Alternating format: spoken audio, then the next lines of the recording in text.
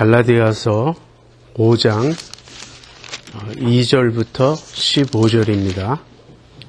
먼저 우리 성경을 같이 보겠습니다. 보라, 나 바울은 너희에게 말하노니 너희가 만일 할례를 받으면 그리스도께서 너희에게 아무 유익이 없으리라. 내가 할례를 받는 각 사람에게 다시 증거하노니 그는 율법 전체를 행할 의무를 가진 자라.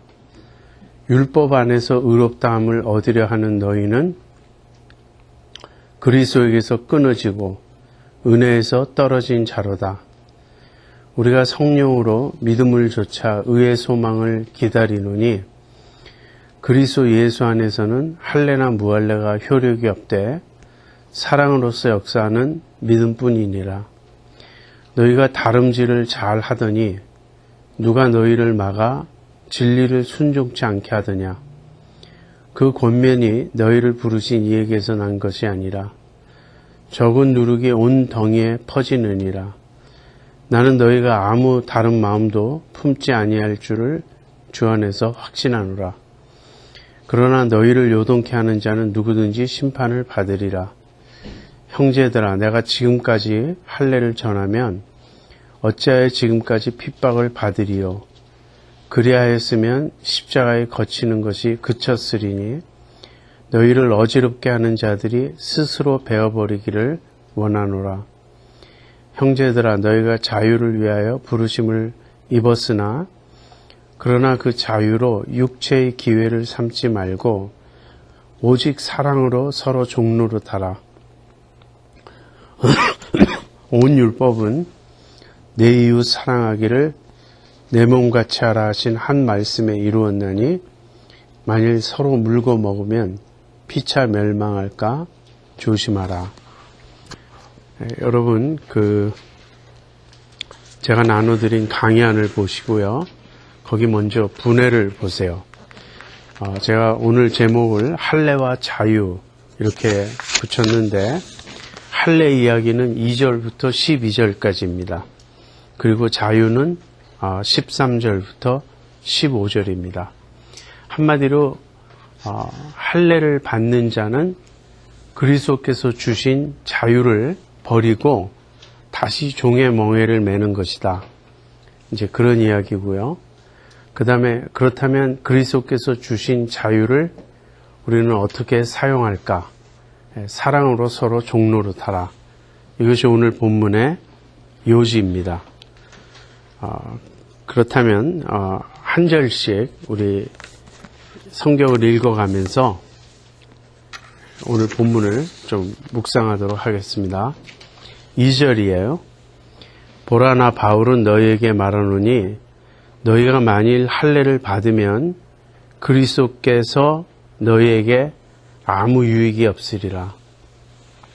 갈라디아 교인들의 지금 문제점은 그 거짓 교사들의 영향을 받아서 예수님을 믿는 것 플러스 할례도 받고 율법도 지켜야 한다. 즉 그렇게 생각하게 된 것입니다. 얼핏 보면 더 좋은 일 같아요. 예수님도 믿지만 거기다 좀 더 안전하게 모든 걸 해두기 위해서 기왕이면 할례도 받고 그 다음에 또 율법까지 다 지키면 2중 3중으로 우리의 구원은 확실하지 않겠나. 아마 이런 생각을 했을지도 모르겠어요. 그러나 바울은 이렇게 말합니다. 너희가 만일 할례를 받으면 그리스도께서 너희에게 아무 유익이 없으리라. 그러니까 할례를 받는 것은 그리스도의 사역에, 그리스도께서 우리를 위해 완성하신 그 구속 사역에 무엇인가를 더하는 것이 아니라 구속 사역 자체를 무효화하는 그런 결과를 가져온다는 것입니다. 제가 오늘 본문을 이렇게 설명하는 이 강의안을 쓰다가 그런 생각이 들었어요. 이것이야말로 전형적인 사족이다. 여러분, 사족이라는 말 아시죠? 쓸데없는 걸 덧붙이면 이건 사족이다. 이렇게 우리가 말하잖아요. 그 중국 고사인데, 이런 이야기가 거기 이제 담겨져 있습니다. 이제 어떤 사람이 그 뱀 그리는 그런 시합에 나갔는데 누구보다도 뱀을 빨리 그린 거예요. 다른 사람들이 뱀을 아직 맞아 그리지 못하고 쩔쩔매고 있으니까 이 사람이 시간이 남으니까 뱀에다가 발을 이렇게 그려놓은 거예요. 그런데 그 그림이 실격됐죠. 왜냐하면 뱀에게는 발이 없으니까. 이제 그래서 사족이란 말이 이렇게 전해져 온다. 제가 이런 이야기를 어디서 읽었는데 뱀에다가 발을 그려 넣으면 뱀이 더 훌륭해지는 게 아니라 그 뱀이 아닌 게 되죠. 그러니까 한마디로 사족은 그림을 망치고 뱀이 아닌 것을 만들어 버리는 겁니다. 그래서 만약에 그리스도의 완성하신 그 사역에다가 우리가 할례를 더한다든지 율법을 더한다든지 그렇게 하면 그리스도의 사역에 무엇인가가 더해져서 더 풍성해지는 게 아니라 그리스도의 사역 자체가 무효화되고 그리스도께서 우리에게 아무 유익이 없는 그것이 됩니다. 왜 그렇죠? 왜 그럴까 한번 생각해 보세요. 그리스도에게다 무엇인가를 더한다는 것은 결국 그 모든 것은 인간의 노력입니다. 인간의 노력이요, 인간의 공로요, 인간의 성취요, 아무튼 인간이 하는 무엇입니다. 그런데 구원은 철저하게 하나님의 은혜거든요. 하나님이 은혜로 우리에게 베푸시는 것이거든요. 그래서 은혜를 돈 주고 살려 그러면 은혜가 안 되죠. 그래서 우리가 인간적인 무엇을 그리스도의 완성하신 사역에 더하려고 하는 것은 그리스도의 사역 자체를 망치는 그런 결과가 오는 것입니다. 그뿐 아니라 두 가지 결과가 더 있어요. 할례를 받으면 어떻게 되는가? 할례를 받으면 첫 번째는 그리스도께서 우리에게 아무 유익이 없는 그런 것이 되고요. 두 번째는 3절 보세요. 내가 할례를 받는 각 사람에게 다시 증거하노니 그는 율법 전체를 행할 의무를 가진 자로다. 그러니까 이 두 번째 할례를 받게 되면 임하게 되는 두 번째 결과는 율법 전체를 지켜야 되는 의무를 갖게 된다는 것입니다. 야고보서 2장에 보면 우리가 율법을 다 지켜도 그 중에 하나를 못 지키면 율법 전체를 못 지킨 것과 같다. 그런 말이 나오거든요. 여러분, 우리 중에, 인간 중에 율법을 100% 완전하게 다 지킬 수 있는 사람은 없습니다. 다 지킨다, 이런 식의, 이건 과장법이에요.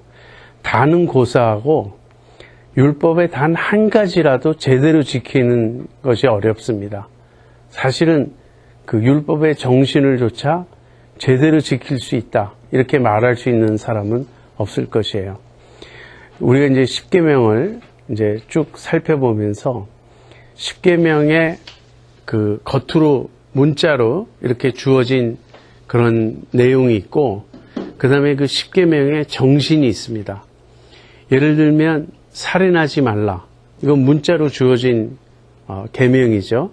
근데 살인하지 말라에 뒤집으면, 그 계명을 뒤집으면 정신은 무엇입니까? 살인하지 말라는 계명의 정신은 무엇입니까? 그건 사랑하라는 거예요. 단순히 행동으로 살인하지 않을 뿐 아니라 다른 사람에게 해를 끼치지 않을 뿐 아니라 다른 사람의 생명을 존중하고 또 그 사람 자체를 이렇게 존중하고 사랑하고 아끼라. 이것이 율법의 정신입니다. 간음하지 말라. 그것도 행동으로 간음하지 않았다가 되는 게 아니라 거룩하라, 성결하라. 도둑질하지 말라. 도둑질하지 않는 남의 물건을 내가 불의하게 빼앗지 않는 것. 그 정도를 말하는 게 아니라 에베소서에서 바울이 설명하듯 오히려 자기 손으로 열심히 일해서 남에게 구제할 것이 있게 하라. 이런 식입니다. 그래서 제가 죄를 설명할 때 sin of commission이 있고 sin of omission이 있다. 이런 말씀을 여러분에게 드렸죠. 커미션의 죄라는 것은 하지 말라는 것을 하는 것입니다. 그래서 우리는 흔히 하지 말라는 것을 하지 않으면 그것으로 된 것처럼 생각해요. 그런데 sin of omission이 있습니다. 그것은 하라는 것을 하지 못하는 거예요. 그래서 sin of commission을 우리가 범하지 않았다 할지라도 sin of omission에 오면 우리는 다 죄인입니다. 우리 중 누가 하나님을 마음과 뜻과 성품을 다해서 사랑한 사람이 있습니까? 우리 중 누가 이웃을 자기 자신처럼, 자기 몸처럼 그렇게 사랑한 사람이 있습니까? 그러니까 율법 전체를 지킬 의무를 가졌다. 이 말은 다시 말하면 절망적이라는 거예요. 할례를 받음으로써 절망적인 상황에 자기 스스로를 집어넣는 그런 결과를 가져온다 하는 것입니다. 그 다음 4절, 율법 안에서 의롭다함을 얻으려 하는 너희는, 이게 할례를 받는 자들을 다시 표현하면 율법 안에서 의롭다함을 얻으려 하는 것입니다. 이제 그러한 자들은 그리스도에게서 끊어지고 은혜에서 떨어진 자로다. 이쪽에 한 패키지가 있어요. 할례, 율법, 행위. 이쪽이 한쪽 패키지입니다. 그 다음에 이쪽 다른 쪽에 있는 패키지 뭐냐면 그리스도, 그 다음에 은혜, 믿음. 이것이 이쪽 패키지예요. 이 두 가지 세트는 아주 배타적입니다. 그래서 우리가 이 중에 섞어서 취할 수가 없어요. 예를 들어서 할례, 율법, 행위 이 중에서 나는 할례만 취하겠다. 그리고 이쪽에서 그리스도를 취하겠다. 이렇게 양쪽에서 취할 수 있는 것이 아닙니다. 우리가 이 중에 어느 하나를 택하면 그쪽 세트를 전부 택해야 돼요. 하나만 택해도 그쪽 사이드에 있는 모든 것을 동시에 취하는 것입니다. 그 대신 반대쪽에 있는 것은 우리가 취할 수 없어요. 그래서 우리가 잘 생각해야 됩니다. 우리가 무엇을 취할 것인지, 어느 길을 갈 것인지. 여러분,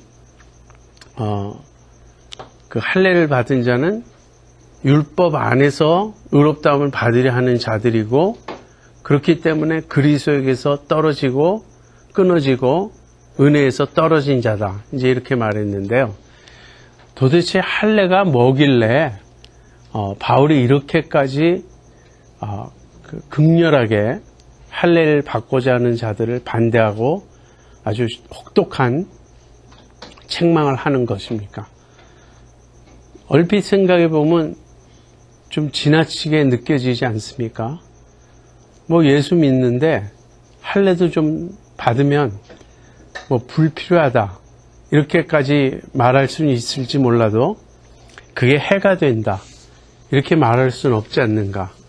여러분, 할례는, 여기서 할례는 이 당시 시대적 또 상황적 아주 특별한 예가 되고 있어요. 여기 지금 갈라디아의 침투에 들어온 이 거짓 교사들은 유대 교인들이 아닙니다. 이들은 유대교를 믿는 게 아니고 그리스도인들이에요. 갈라디아의 침투에 들어온 거짓 교사들은 그리스도인들인데 이 유대교와 기독교를 짬뽕시키려고 하는 그런 성향을 가졌어요. 그래서 유대주의자들이라고 불리는 사람들입니다. 그러니까 이 유대주의자들이 볼 때는 예수 믿는 게 꼭 필요해요. 왜냐하면 이들은 유대교인이 아니고 유대교에서 기독교인이 된 자들이니까. 그래서 예수도 믿으라고 말합니다. 예수도 잘 믿으라고 말해요. 그런데 그것만으로는 부족하니까 할례도 받고 율법도 지켜야 된다. 지금 이렇게 말하는 것이거든요. 오늘날 이렇게 만약에 우리가 바꿔서 이야기한다면 어떻게 이야기할 수 있을까요? 신앙생활도 열심히 하지만 또 다른 도덕적 가르침들도 다 지켜야 된다. 뭐 이런 식으로 우리가 표현할 수도 있겠죠. 아니면 그냥 기독교 안에서도 이 갈라디아의 침투에 들어온 이단적 사고방식이 얼마든지 발견될 수 있습니다. 여러분, 우리가 구원을 행위로 받는다라는 그런 차원의 율법주의는 성경을 조금 공부해 본 사람들은 금방 피할 수 있어요. 아, 구원은 전적으로 하나님의 은혜구나. 그런데 이렇게 성경 공부를 통해서 정답을 말할 수 있는 사람들이 실제 그들의 사고방식은 지나치게 율법적이라는 거예요. 율법주의적이라는 거예요.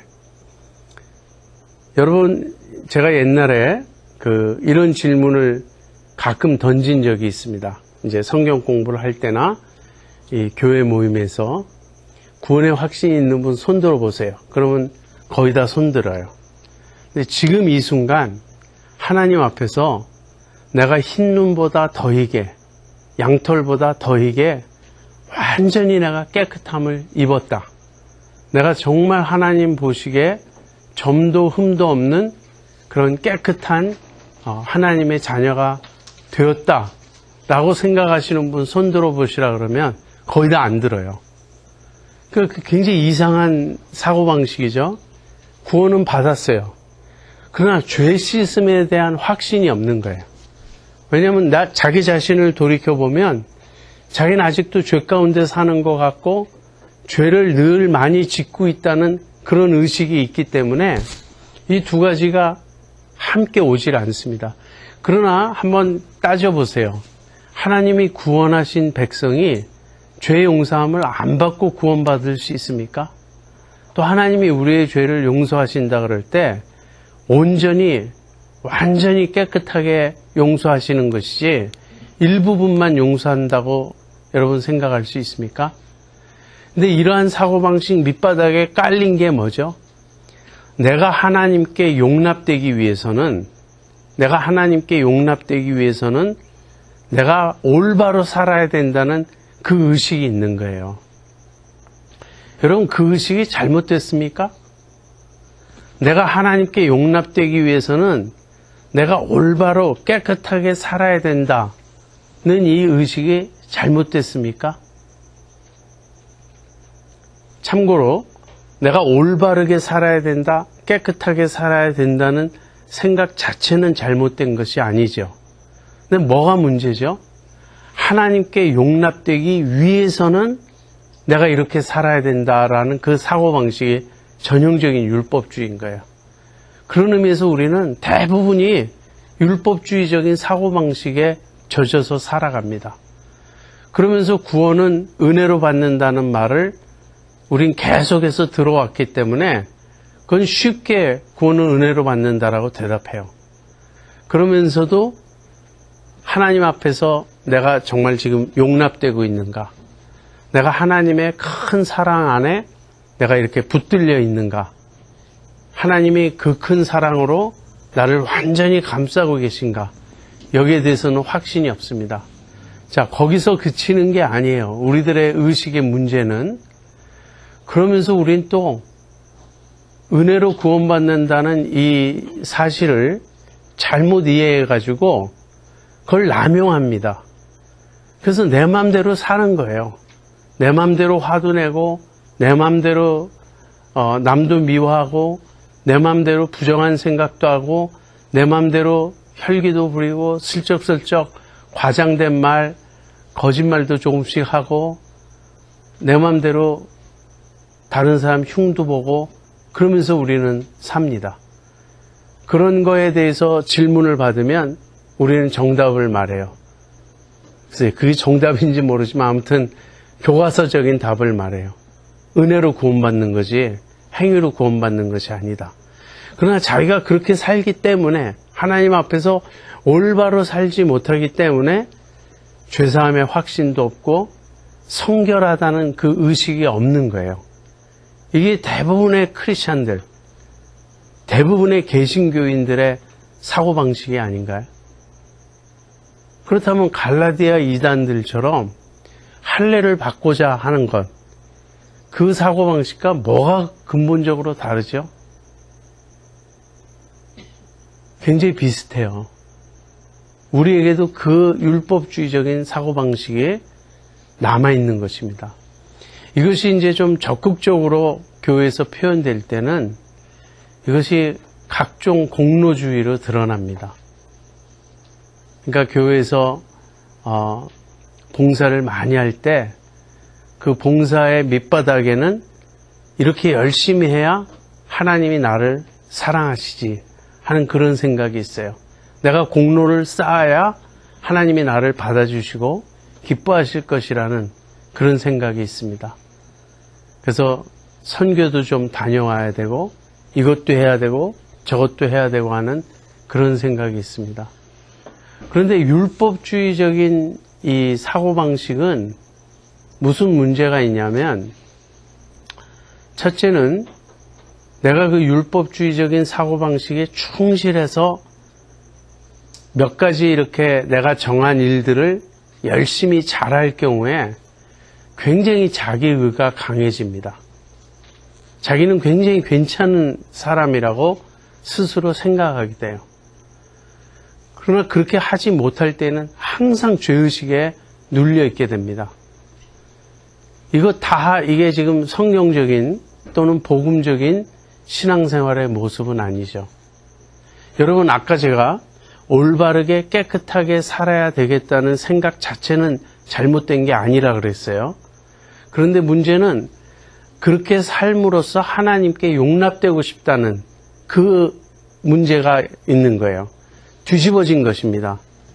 내가 하나님께 용납되었기 때문에, 내가 지금 하나님의 자녀가 되었기 때문에 하나님이 나를 흰눈보다 더 희게, 양털보다 더 희게 완전히 깨끗이 씻어주시고 나를 성결케 하셨다는 확신을 내가 갖고 있기 때문에, 그렇기 때문에 이제는 바로 살아야 한다. 이 의식이 있어야 되는 거예요. 이게 뒤집어져서 내 모습 이대로 주님이 나를 받으시지 않고 내가 좀 더 나아져야 주님이 나를 받으실 것이다. 이 생각은 전부 할례를 받고자 하는 것입니다. 전부 율법 안에 있고자 하는 것이에요. 그래서 우리들이 갖고 있는 구원의 확신이란 것도 사실은 굉장히 허약한 것입니다. 무슨 구원의 확신이 사죄의 확신도 없이, 기도 응답의 확신도 없이, 하나님이 나와 함께 하시고 동행하신다는 그런 확신도 없이, 내가 정말 하나님의 사랑을 입은 자녀가 되었다는 확신도 없이 그냥 구원받았다는 그 사고방식이 별도로 있을 수 있나요? 이게 아닌 거예요. 그래서 그런 의미에서 지금 이 갈라디아서에서 그 사람들이 할례를 받고자 하고 율법을 지키고자 하는 그러한 의식이 형태를 바꿔서 우리 안에 그대로 남아있다는 것입니다. 정답을 이야기하면 뭘까요? 정답을 이야기하면 먼저 하나님의 사랑을 믿어야 돼요. 복음을 믿어야 돼요. 하나님이 나를 용서하셨다는 것, 나를 받아주셨다는 것, 내가 그 하나님이 나에게 베푸신 은혜에 눈꽃만큼도 더할 것이 없다는 것을 여러분, 우리가 깨달아야 됩니다. 여러분, 지금 이 순간 하나님이 여러분을 부르신다면 정말 기쁘고 감격적인 마음으로 주님께로 갈 수 있겠습니까? 그냥 아직 준비가 안 됐어요. 이런 생각이 저한테도 있습니다. 이 세상이 너무 좋아서 떠나기 싫습니다. 그건 좀 곤란해요. 우리가 그만큼 너무 주님을, 또 주님의 영광을 모르는 것이라는 생각이 들기 때문에. 그러나 주님을 믿고 사랑한다고 하지만 아직 아닙니다. 이런 생각이 내 마음속에 있다면 아직도 내 의식 밑바닥에 율법주의가 깔려 있는 것입니다. 주님이 나를 지금 오라고 하신다면 나의 모든 부족함, 나의 모든 연약함, 나의 모든 그런 문제에도 불구하고, 나의 지금 불완전함에도 불구하고 하나님이 나를 완전히 용납하셨다는, 내 모습 이대로 받으셨다는 그것을 확신하면서 기쁨으로 갈 수 있어야 되겠습니다. 그리고 여기서 내가 구원은 받았는데 상급을 받기 위해서 더 노력해야 하는데 하는 것도 잘못된 거예요. 그 생각이 아니에요. 우리의 동기는 유일하게 하나입니다. 감사해야 돼요. 너무 나를 사랑하신 그 사랑이 고맙고 감사하고 감격스러워서 지금부터 내가 하는 모든 것은 그 감사에서부터 샘솟아 나오는 것이어야 합니다. 그게 아니고 지금의 나로서는 뭔가가 부족해서 그 뭔가를 더 채워야 된다는 이 사고방식이 우리가 복음적이 아니라는 것을 보여주는 것입니다. 상급조차도 그것이 율법주의적으로 우리가 상급을 이해하게 되면, 그러니까 이런 식이죠. 구원은 누구나 똑같이 받는 것. 그러니까 구원은 좀 시시해 보이는 거예요. 구원 위에 상급을 더 받아야 돼. 그 상급은 또 자기 노력으로 받는 것이니까 경쟁하면서 남보다 더 큰 상급을 받아야 돼. 이런 사고방식이 근본적인 율법주의적인 사고방식이라는 걸 알아야 됩니다. 구원과 상급이 같은가 다른가, 거기에 대해서는 학자들 사이에 논란이 많습니다. 성경을 보면 구원과 상급이 같다고 설명하는 부분도 있고 다르다고 설명하는 부분도 있어요. 저는 구원과 상급은 서로 같은 면이 있으면서 다른 측면이 있다, 이렇게 생각합니다. 그러나 상급을 이야기할 때 다른 사람과 경쟁을 이야기한다면 그건 벌써 틀린 상급론이에요. 그쪽으로 가면 안 됩니다. 상급을 논할 때는 철저하게 감사가 동기가 돼야 돼요. 주님이 나를 사랑하신 그 사랑이 너무 고맙고 감사해서 주님을 기쁘시게 하고 싶은 겁니다. 여러분, 주님을 기쁘시게 하고 싶은 것이 우리의 유일한 소원이라면 더 이상 나는 없습니다. 내가 받을 뭐 이렇게 따지지 않고 나를 그대로 받아주신 주님이 너무 감사하고 너무 고맙고 너무나 나에게 귀한 분이라고 우리가 진심으로 고백하게 된다면, 바로 그 복음적 신앙 위에 서 있다면, 그러한 여러분이 원하는 가장 큰 소원은 무엇일까요? 주님을 기쁘시게 하는 거예요. 그리고 주님을 기쁘시게 하는 그 여러분의 소원이 이루어지는 것이 여러분에게 주어지는 상급입니다. 그러니까 구원과 상급을 이런 관계로 보면 구원과 상급은 같은 것이면서 다른 것이라는 걸 우리가 이해할 수 있어요. 그런데 어느 쪽으로 가든지 이것은 율법주의적인 게 전혀 아니라는 거예요. 남과 경쟁할 필요도 전혀 없고요.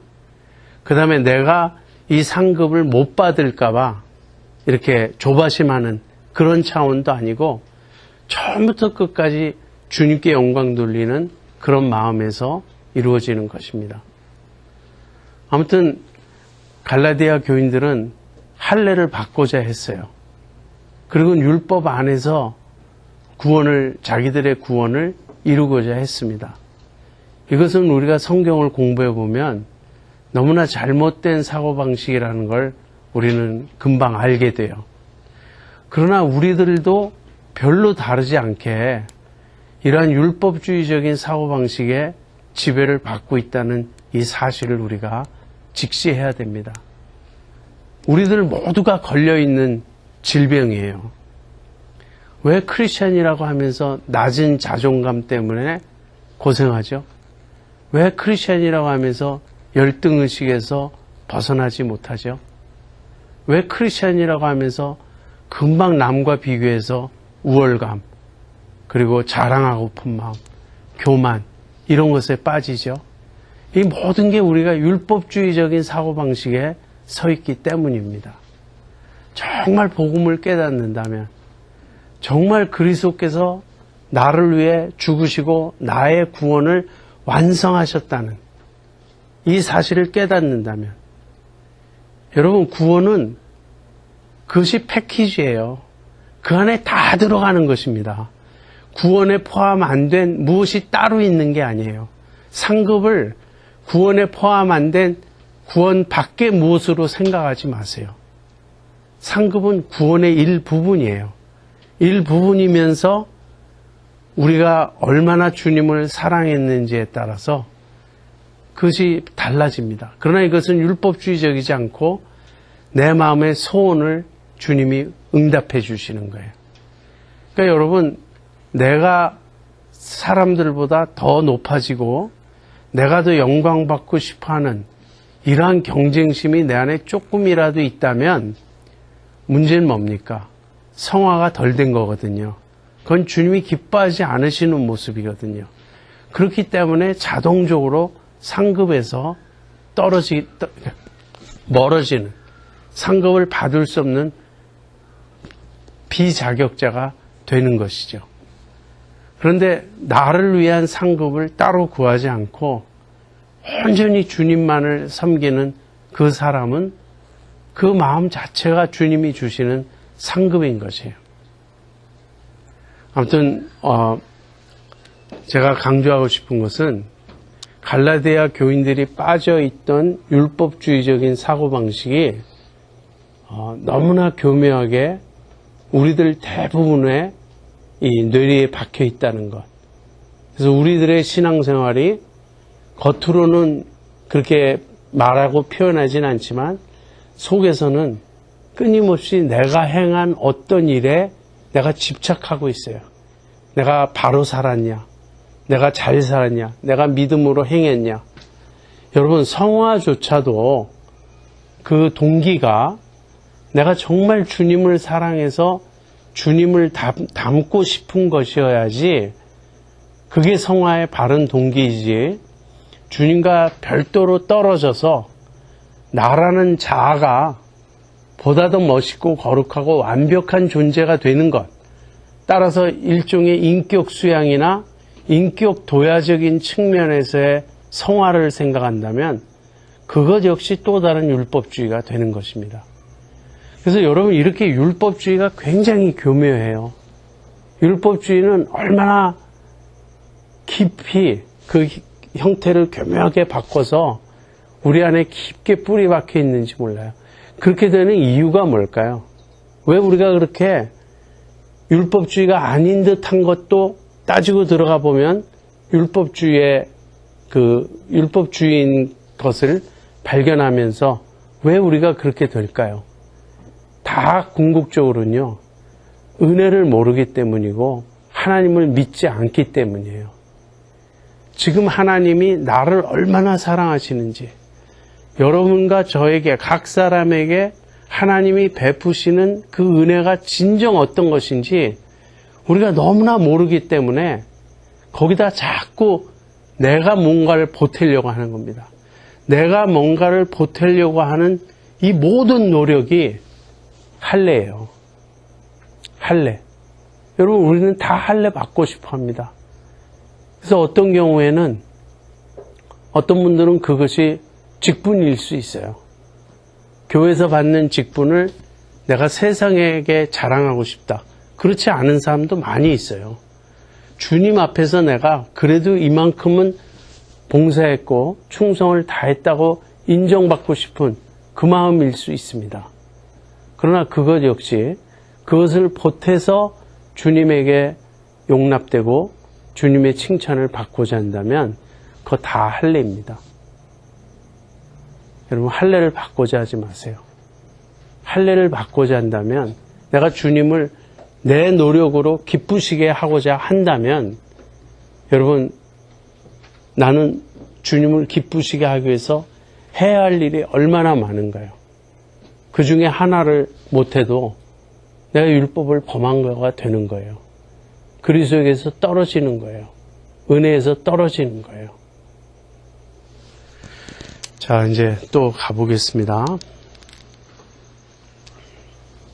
5절. 우리가 성령으로 믿음을 좇아 의의 소망을 기다리노니 그리스도 예수 안에서는 할례나 무할례가 효력이 없되 사랑으로서 역사하는 믿음뿐이니라. 여기 믿음을 좇아 의의 소망을 기다린다는 말이 나오죠. 믿음을 좇아 의롭게 여김을 받는다. 이것이 갈라디아서의 주제 중에 하나입니다. 그런데 여기서 의롭게 여김을 받는다라는 그 의가 소망과 함께 결부되어 있고요. 그 다음에 기다린다는 표현이 나오고 있어요. 그렇다면 이 의는 종말론적인 의라는 걸 알 수 있죠. 장차 우리의 구원이 완성될 때 주어질 의, 그 의입니다. 그래서 소망이라는 미래형으로 이렇게 표현되어 있고 기다린다는 그런 동사가 쓰이고 있습니다.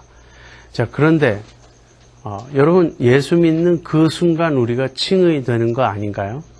의롭다함을 받는 것 아닌가요? 그렇죠. 그렇다면 왜 이게 미래적인가? 현재적으로 우리가 칭의인데 의롭다함을 받은 건데 왜 그걸 미래적으로 설명하는가? 두 가지를 말할 수 있습니다. 첫 번째는요, 지금 우리의 신분이 하나님 앞에 의롭게 여김을 받은 것은 굉장히 사적이에요. 나만 아는 거예요. 나는 믿음으로 알죠. 또 우리 물론 믿음의 지체들 사이에서는 우리가 서로 그렇다라고 확증해주고 서로 격려합니다. 그러나 공개적으로 만천하에 드러난 것이 아니에요. 그래서 언젠가 우리가 어떠한 존재인지 우리의 의로운 신분이 만천하에 공개적으로 드러날 날이 있다는 것입니다. 언제 그렇게 될까요? 그게 심판대예요. 심판대 앞에서 하나님이 우리를 향하여 너는 의롭다 이렇게 선언해 주실 때가 온다는 거예요. 그것은 지금 우리가 개인적으로 누리고 있는 칭의의 신분이 공적으로 확인되고 선포되는 그러한 때입니다. 그래서 이걸 미래형으로 지금 쓰고 있는 거예요. 여러분, 골로새서 3장에 보면 지금 우리 생명이 그리스도와 함께 하나님 안에 감추어져 있다. 그렇게 되어 있죠. 그러면서 주님께서 다시 나타나실 때 우리도 그와 함께 영광 중에 나타나리라. 우리의 신분이 드러날 그날이 있다는 것입니다. 그래서 이제 첫 번째는 그런 의미고요. 그다음에 두 번째는 이 의가 지금 현재는 신분으로서의 의죠. 그런데 우리의 실제 상태가 이 의에 부합합니까? 부합하지 못합니까? 부합하지 못하죠. 우리의 실제 상태는 의롭다기보다는 아직까지도 죄 가운데 사는 때가 너무 많은 거예요. 그래서 사실은 우리가 믿음으로 의롭다는 신분을 고백하면서도 계속해서 우리 마음에 남는 갈등이 있는 게 바로 그런 것입니다. 내 모습을 보면, 한마디로 내 꼬라지를 보면 이게 어떻게 하나님의 자녀일 수 있는가? 우리는 그렇게 자조 섞인 그런 느낌을 갖습니다. 그런데 심판대 앞에서 우리가 온전해질 것입니다. 심판에 앞서 뭐가 있죠, 여러분? 종말론을 좀 아십니까? 심판에 앞서 뭐가 있습니까? 부활이 있어요. 주님이 재림하시면 우리가 부활하죠. 그리고는 심판이 있습니다. 그 심판대 앞에 모든 사람이 설 거예요. 예수 믿는 사람도 안 믿는 사람도 다 주님의 심판대 앞에 설 것입니다. 그럴 때 우리가 의로운 신분만 있는 게 아니고 실제 완전한 의를 갖고 있을 거예요. 우리의 성화가 완성되어서 우리가 실제 영화로운 존재가 되어 있을 것입니다. 그게 우리의 의의 소망이에요. 그러니까 의의 소망이란 말은 두 가지를 다 내포합니다. 하나는 우리의 온전한 신분이 드러날 것이다. 그리고 두 번째는 그 신분에 걸맞는 모양으로 변화되어 있을 것이다.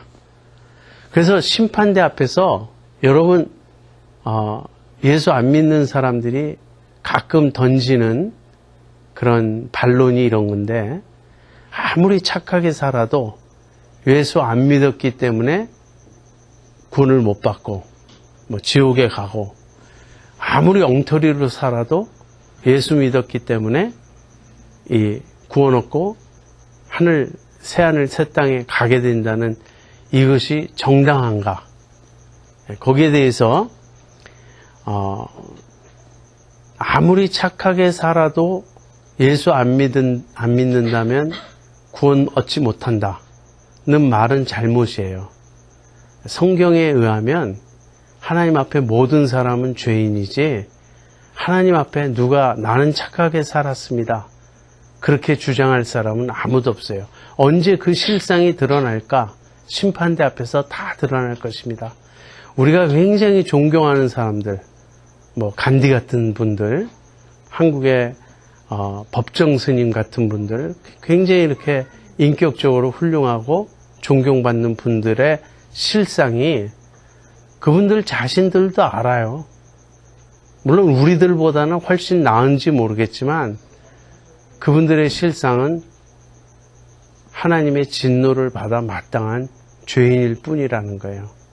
그런데 반면에 저렇게 엉터리로 살았던 사람이 단지 예수 믿는다는 이유 하나로 그렇게 구원받고 그럴 수 있는가?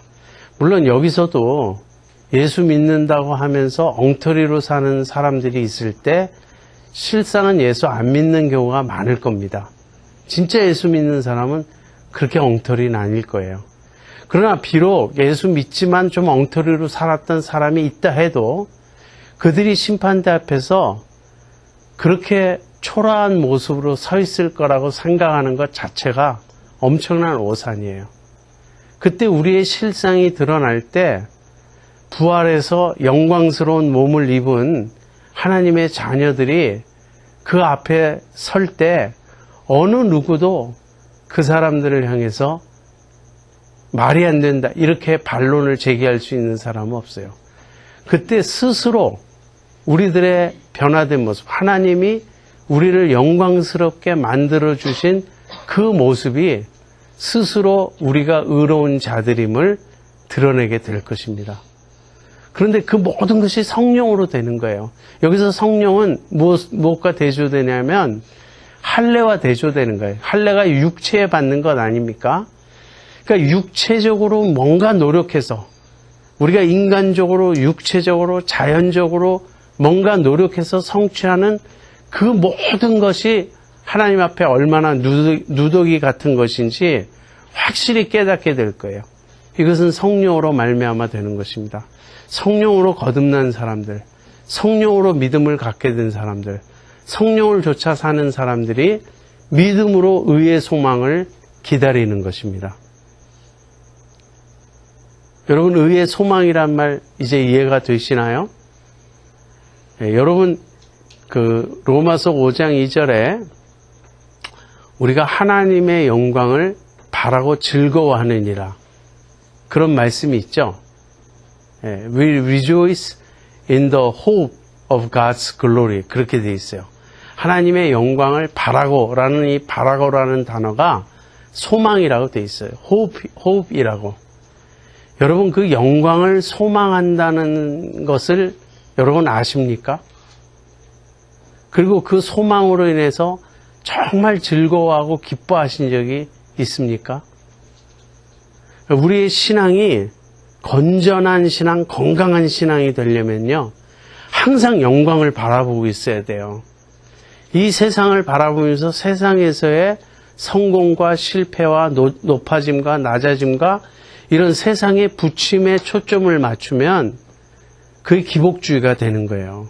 여기서 올라가면 행복해지고 내려가면 불행해지는 그런 게 우리 신앙이 아니에요. 우리의 신앙은 완전한 것을 소망하는 것입니다. 그래서 영광이란 말을 들을 때마다 여러분 우리 가슴이 뛰어야 돼요. 우리를 기다리고 있는 영광, 하나님이 우리를 위하여 예배하신 영광이 있어요. 그 영광의 한 부분이 의의 소망인 것입니다. 그 다음에 바울이 이런 말을 하죠. 그리스도 예수 안에서는 할례나 무할례가 효력이 없되 사랑으로서 역사하는 믿음뿐이니라. 할례가 아닌 것은 지금까지 바울이 강조했습니다. 그런데 역시 무할례도 아니에요. 할례 필요 없다 그렇게 주장하면서 무할례 자체에 초점을 맞추면 그것 역시 또 다른 할례가 되는 거예요. 나는 할례 안 받았어. 자꾸 이쪽을 또 강조할 필요도 없습니다. 할례 무할례 그 의식 자체가 없어야 돼요. 그게 왜 중요한가? 정말 중요한 건 사랑으로 역사하는 믿음뿐이다. 여러분, 믿음과 사랑의 관계는요, 믿음이 원인이 되고 사랑이 결과가 되는 것, 믿음이 뿌리가 되고 사랑이 열매가 되는 것입니다. 이걸 또 오해하면 믿음 즉 사랑, 이렇게 믿음과 사랑을 이퀄 관계로 놓으면 우리가 사랑으로 행하지 못하는 순간 우리는 또 구원을 잃어버렸나, 내 믿음이 불완전한가, 이렇게 스스로 오해할 수 있고요. 그러나 사랑은 반드시 드러나게 되어 있습니다. 믿음은 사랑으로 역사하게 되어 있어요. 그래서 믿음과 사랑은 동등하게 같이 있는 게 아니지만 믿음이 뿌리가 되고 원인이 되어서 거기서 사랑이 열매 맺는 것, 사랑으로 역사하는 믿음입니다. 그래서 제가 이 시간에도 이 성경 공부 때도 내가 말씀드렸지만 율법의 행위와 믿음의 행위를 구분할 줄 알아야 돼요. 영어로는 works of the law가 있고요. 그 다음에 works of faith가 있어요. 믿음의 역사와, 보통 그 말하죠. 율법의 역사와 그러진 않아요. 율법의 행위라 그러고 믿음의 역사라 그러는데 야고보서 같은 경우는 믿음은 행함으로 드러낸다, 이렇게 또 말을 하는데, 여러분, 율법의 행위로는 구원 얻을 자가 없습니다.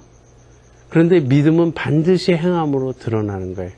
그래서 율법의 행위와 믿음의 행위가 다르다는 것을 여러분이 깨닫게 되면 신앙생활에 많은 도움이 될 것입니다. 자, 그래서 사랑으로 역사는 믿음뿐이니라 그렇게 말했고요. 이제 7절부터 12절까지는 이제 바울이 갈라디아인들을 책망하는 내용이 나옵니다. 너희가 다름질을 잘 하더니 누가 너희를 막아 진리를 순종치 않게 하더냐.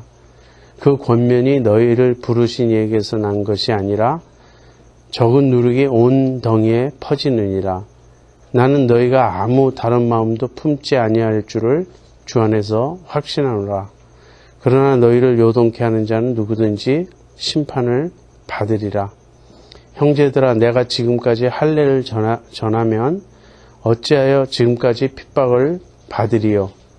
그리하였으면 십자가에 거치는 것이 그쳤으리니 너희를 어지럽게 하는 자들이 스스로 베어버리기를 원하노라. 이 본문은 비교적 평탄하기 때문에 별로 많은 설명이 필요하지 않습니다. 그런데 이제 여기서 주목할 것은 11절 보세요. 내가 지금까지 할례를 전하면 어찌하여 지금까지 핍박을 받으리요. 그리하였으면 십자가에 거치는 것이 그쳤으리니. 여러분, 할례를 전하는 사람들은 핍박받지 않습니다. 바울 시대에도 그렇지만 오늘날에도 마찬가지예요. 오늘날에도 참 복음은 십자가에 거치는 것을 드러내기 때문에 사람들이 참 복음을 들으면 시험에 듭니다. 왜냐하면 십자가는 인간의 모든 자존심, 인간의 모든 자긍심, 그 다음에 인간의 어떤 스스로 내세우는 그런 존귀함, 이런 걸 여지없이 무너뜨리기 때문에 그렇습니다. 사실 십자가가 말하는 것이 무엇이죠? 십자가가 말하는 것은 우리 힘으로는 구원 얻을 수 없다. 우리는 다 양 같아서 그릇 행하여 각기 제 길로 간 자들. 우리는 하나님의 영광에 이르지 못한다. 이런 거죠. 한마디로 인간의 철저한 죄성과 부패성, 인간의 부족함을 전제하는 것이 십자가죠. 근데 할례는 어떻죠? 인간이 할 수 있다는 거예요. 우리가 조금만 더 노력하면, 우리가 조금만 더 인내하면, 우리가 조금만 더 애쓰면 하나님 앞에서 우리가 큰 상을 받을 수 있을 것이다. 우리가 구원받을 수 있을 것이다. 그래서 할례를 전하는 그런 설교자들은 인기가 있습니다. 그건 기독교 역사 2000년이 증명하는 바예요. 성령의 역사가 강하게 일어난 그 몇몇 부흥의 시대에는 물론 그렇지 않았습니다. 성령께서 역사에서 복음의 참된 의미를 깨닫게 해주시니까 그때는 바른 복음을 듣고 사람들이 회개하고 돌아왔습니다. 그러나 그렇지 않으면 보통 사람들에게 어필하는 것은 할례의 메시지예요. 십자가의 메시지가 아니에요. 그래서 인간의 어떤 그 자존심을 세워주고 인간이 괜찮은 것처럼 이렇게 외치는 그 모든 설교는 그건 복음적 설교가 아닙니다. 참된 복음적 설교는 십자가에 거치는 것, 십자가의 도가 헬라인에겐 미련하고 유대인에겐 거리끼는 것이라고 말하지 않았습니까? 그래서 우리가 그런 걸 좀 잘 생각해서 무엇이 참된 복음인가 이런 걸 좀 생각해야 되겠어요. 그리고 여기 아주 재밌는 표현이 나오는데요. 12절에 너희를 어지럽게 하는 자들이 스스로 베어버리기를 원하노라. 그 갈라디아인들을 어지럽히는 자들은 할례를 주장했던 자들이죠. 여러분, 할례가 뭐죠? 할례는 남성의 생식기의 표피를 자르는 것이죠. 조금 자르는 것입니다. 오늘날 여러분이 잘 아는 포경 수술입니다. 그런데 그런 자들에게 바울이 비꼬듯이 말하는 거예요. 너희들 스스로 거세하기를 원한다. 굉장히 시니컬하고 자조 섞인 그러한 발언이죠. 자꾸만 자르라 그러는데 너희들 자신이나 잘라라. 이렇게 지금 바울이 말하고 있는 거예요.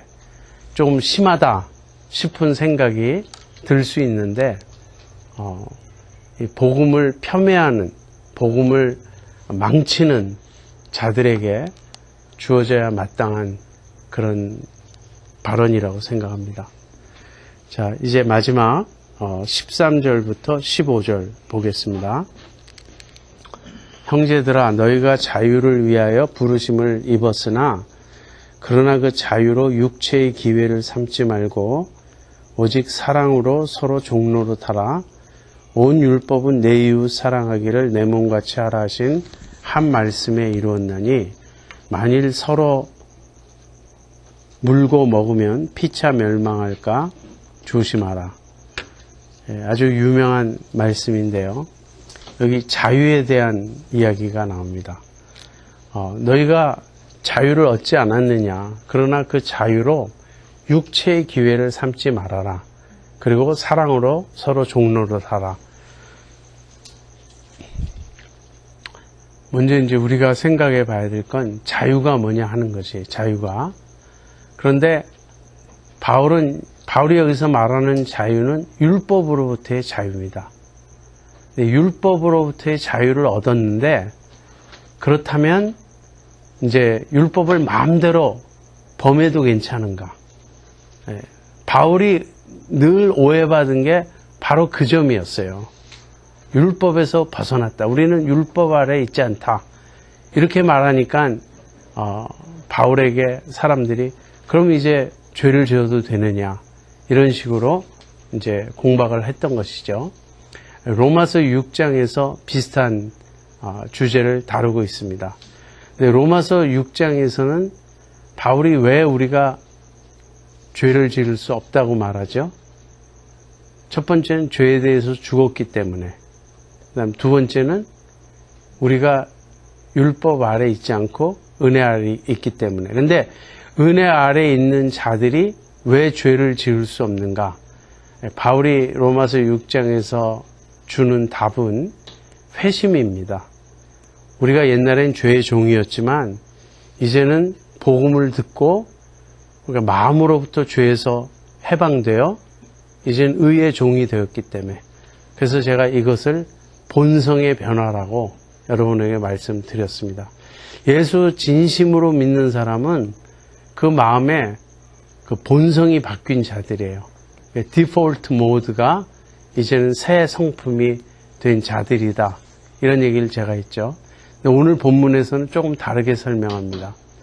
먼저 자유가 뭔가 이 문제부터 다루죠. 바울에게 있어서 자유는 내가 하고 싶은 것을 하는 게 아니고 해야 할 것을 하는 것입니다. 해야 할 것을 할 수 있는 능력이 자유예요. 또는 이걸 약간 바꿔서 설명해 본다면 하나님을 기쁘시게 하고 싶은 마음 자체가 죄로부터 벗어난 마음이에요. 그래서 그것 자체가 벌써 자유입니다. 여러분, 내가 하고 싶은 것을 마음대로 할 수 있는 것이 자유다. 이렇게 정했을 때 문제는 내가 하고 싶은 것이 뭐냐? 이게 문제죠. 내가 하고 싶은 것이 전부 반율법적이고 그야말로 이렇게 죄악된 것들을 내가 즐기고자 한다면 그것은 자유가 아닙니다. 왜 그러냐면 내가 그것들에 이미 속박되어 있고 종이 되어 있어요. 어떤 사람이 아무 제재가 없다면 자기는 이런 식으로 살고 싶다. 그 사람이 예를 들면 게임에 미쳤어요. 컴퓨터 게임에 미쳐가지고 하루 종일 게임만 하고 싶다 이렇게 생각해요. 실제 한국에서는 며칠을 밥도 먹지 않고 잠도 자지 않고 게임만 하다 죽은 사람이 있어요. 그렇게까지 게임에 중독돼가지고 컴퓨터 게임에 매달리고 있다. 그럼 그 사람에게 당신이 그 게임을 마음대로 하고 싶은 그것이 자유인가 물어보면 그 사람이 이렇게 대답할 거예요. 이것이야말로 속박이라고. 나도 여기서 벗어나고 싶다고. 근데 그게 내 힘으로 되지 않는다고. 왜? 중독되었기 때문에. 여러분, 우리는 다들 죄 중독자들입니다. 우리가 평소에 즐겨 하고 싶은 것은 전부 자아를 만족시키고 싶은 거예요. 자아를 만족시키는데 우리는 열과 성을 다 바치고 싶어 합니다. 그러니까 자기가 하고 싶은 대로 하는 게 자유가 아니에요. 문제는 해야 할 일을 하고 싶어 하면 내 마음에서부터 자유로운 것이죠. 그 다음에 해야 할 일을 하고는 싶은데 할 수 없다. 그래도 안 되죠. 그러니까 해야 할 일을 할 수 있는 능력이 자유입니다. 그래서 여러분, 바이올린을 자유자재로 켜는 사람이 있다. 이렇게 한번 생각을 해보세요. 근데 바이올린을 저도 자유자재로 켭니다. 내 마음대로 키면 되잖아요. 근데 그게 무슨 연주입니까? 그건 아주 소음이고 공해죠. 문제는 악보대로, 그러니까 켜야 할 대로, 악보대로 그야말로 바이올린을 잘 켜요. 버추어스입니다. 그냥 막 그렇게 복잡한 곡을 귀신같이 쳐요. 그러니까 정경화 씨 같은 분. 그 사람은 그야말로 바이올린에 있어서는 거의 신의 경지에 올라간 사람이죠. 그 사람이 자유로운 건가요? 아니면 내가 자유로운 건가요? 정경화 씨가 자유로운 거죠. 그것은 피나는 노력과 연습과 훈련과 그 모든 걸 통해서 성취하는 것이죠. 우리 크리스천의 삶에도 훈련이 꼭 필요합니다. 그렇긴 하지만 훈련뿐이라면 이게 또 율법주의가 될 거예요.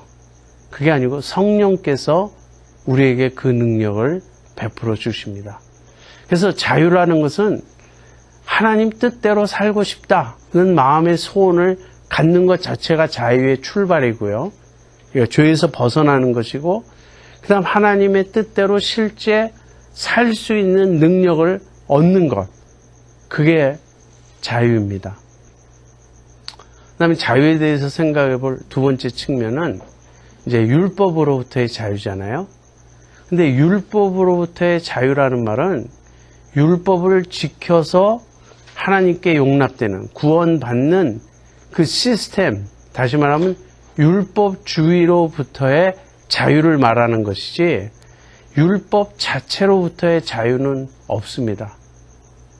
왜냐하면 율법은 하나님의 성품을 반영하는 것이에요. 율법은 거룩하고 의로우며 선하다고 로마서 7장에서 바울이 말하고 있습니다. 율법은 하나님의 성품이에요. 근데 하나님의 성품으로부터 우리가 자유로워지면 어떻게 됩니까? 그건 곧 죄에 빠지는 것이죠. 그러니까 율법의 정신으로부터의 자유란 말은 실제 죄의 종로로 타는 것. 그것을 다른 말로 이게 그 말이에요, 원래. 그게 아니라 율법이 구원에 이르는 길이라는 그런 의미에서 다시 말하면 율법주의로부터는 우리가 벗어났습니다. 더 이상 우리는 율법을 지켜야 구원 얻는 게 아니에요. 왜냐하면 그 길은 데드엔드고 아무도 그렇게 해서 구원 얻을 수 없기 때문에. 그래서 우리가 율법으로부터 자유를 얻었다라는 말은 더 이상 하나님과 나와의 관계가 율법에 의해서 규정되지 않는다는 거예요. 왜냐하면 하나님은 율법을 떠나서 율법 외에 하나님의 한 의로 우리를 덧입혀 주셨기 때문에 하나님이 우리를 용납해 주셨어요. 뭘 보고? 그리스도를 보고 그리고 믿음을 보고 우리를 받아주셨어요. 이후로 우리 안에는 변화가 일어납니다. 새 성품이 주어지고 이제는 주님의 뜻대로 살고 싶어 해요. 그런데 주님의 뜻대로 사는 그 일이 완전하지 못합니다. 그래서 우리는 이것을 영적 출생과 성장으로 흔히 표현하는 거예요. 여러분, 어린아이들에게 어른과 같은 것을 요구하는 부모는 세상에 없습니다. 이제 아이가 1살 됐는데 아이가 1살 되면 걸어 다니나요? 그때쯤 일어나죠. 우리 애들 다 키웠는데 하나도 기억을 못하겠어요. 아이가 1살 되면 뒤뚱뒤뚱 겨우 걷는 것입니다. 그렇게 뒤뚱뒤뚱 겨우 걷는 아이들한테 쌩쌩 달리라 그럴 수 있나요? 그리고 아이가 기저귀 띄는 거, 그건 몇 살 때 뗍니까? 한 3살이면 뗍니까? 예? 여러분 대답 안 하는 거 여러분도 잘 모르죠? 아무튼 왜 너는 똥오줌도 못 가리냐? 아이한테 그러는 부모 보셨습니까? 아니에요. 아이는 자라나야 되는 거예요. 그러니까 우리가 율법주의적으로 아이를 보면 이 아이는 큰 문제가 있는데 그게 아니고 믿음의 관점에서 보면 이 아이가 믿음은 생명입니다. 사실 믿음과 생명은 같이 가는 건데 그 믿음이 자람에 따라 그 생명이 계속해서 그 안에서 자람에 따라 생명 현상을 보이는 거예요. 배고프다고 밥 달라고 그러고 기어다니고 움직이고 그 모든 것이 믿음이에요. 그러나 그 믿음을 율법적 관점에서 율법주의적 관점에서 정죄하는 것은 말이 되질 않죠. 그러니까 하나님은 예수 믿고 난 초기에 우리들에게 율법을 온전히 지킬 것을 기대하지 않습니다. 우리는 많이 실수하고 많이 넘어져요. 그렇지만 우리는 생명 현상을 보이고 조금씩 더 자라나는 것입니다. 그러면서 바울은 온 율법이 이웃 사랑하는 그 계명에 다 집약된다 이렇게 말하고 있어요. 여기 왜 하나님 사랑은 빠졌는가 이런 질문이 있을 수 있는데 하나님 사랑은 전제되어 있다 이렇게 보시면 됩니다. 하나님을 사랑한다면 이웃을 사랑하게 되어 있죠. 그러니까 이웃 사랑이 그런 의미에서 하나님 사랑의 시금석이에요. 이웃도 사랑하지 않으면 하나님 사랑하지 않는 거예요. 그래서 이웃 사랑하는 걸 보면 되는데 사랑은 이웃에게 해를 끼치지 않잖아요. 그런데 이걸 반대로 또 요즘에 아니죠. 60년대 이후로인데 그 뉴 모랄리티라고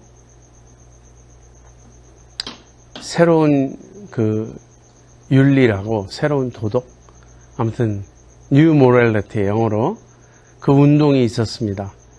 근데 그 운동에서는 사랑이 절대적이라고 말하면서 사랑한다면 계명을 어길 수 있다. 이제 이런 주장을 폈어요. 그분들이 이렇게 많이 사용한 예가 이런 것입니다. 이제 어떤 여자가 나치에 붙잡혔는데 정말 가족에게 돌아가고 싶어요. 근데 그 감옥소에서, 그 수용소에서 빠져나오는 길은 임신하는 것 뿐입니다. 임신하면 집으로 보내줘요. 그래서 그 여자가 간수한테 사정을 해서 간수와 동침하고 이제 임신을 했다는 거예요. 이럴 때 이 여자의 행위를 이제 박수치는 겁니다. 이건 사랑의 결단이었다. 이것이 이제 뉴 모랄리티에서 주장하는 그러한 하나의 예입니다.